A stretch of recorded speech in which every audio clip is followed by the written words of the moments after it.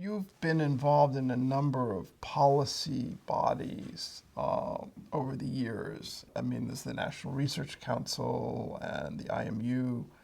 How did that all start?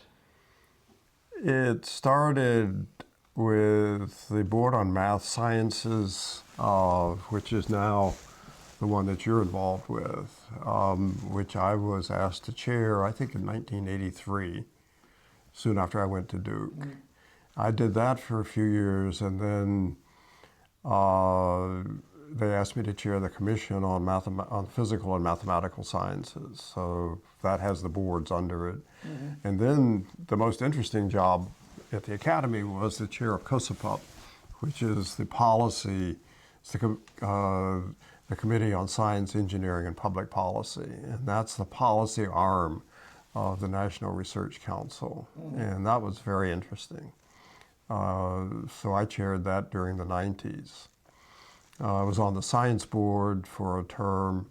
Science Board means National Science Board? The National Science Board, late 80s through mid 90s, which was very interesting, but also a little frustrating in that the National Science Board was a great group of people, but it didn't function like an ordinary board. That is, it had no leverage as far as the internal functioning of the NSF goes.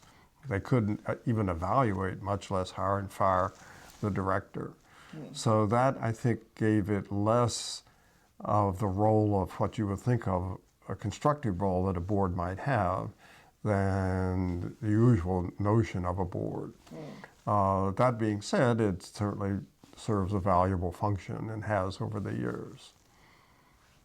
The COSAPUP, the NRC one, I think, in hindsight, has been one that some of what it has undertaken has made some difference. Usually reports go on the shelf, yeah. And in my experience, the longer the report, the more chance it has of going on the shelf. So at COSAPUP, we tried to keep them short. Do you have any, besides that, other advice about how to have a report? You do a report, but then you have to shop it. You have to do congressional testimony. You have to take it to congressional staff, congressmen. It's really the follow-up that has been the main thing in my experience that's been missing. Did you find that the people in Congress were willing to listen to? Oh, yeah. And from this point of view of our community, one thing I did in COSAPUP, which was interesting, was, our traditional media contacts are the Washington Post, the New York Times Science Page. Mm-hmm. I was particularly interested that the scientific community should connect with the Wall Street Journal crowd and the Heritage Foundation people. Mm-hmm. So I got to know them. We may not agree with them, but they are intelligent people. Sure. And, did several op-ed pieces in the Wall Street Journal. One thought I've certainly had and continue to have is the more that the scientific community and the education community really sits down with these people and talks about what they're doing, why they think it's important, why it's in the national interest, et cetera, all the obvious things, the better.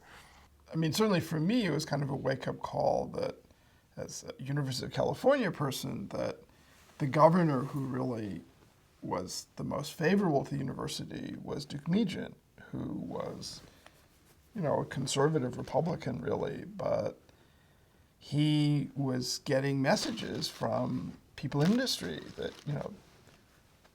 the university is important, and that, of course,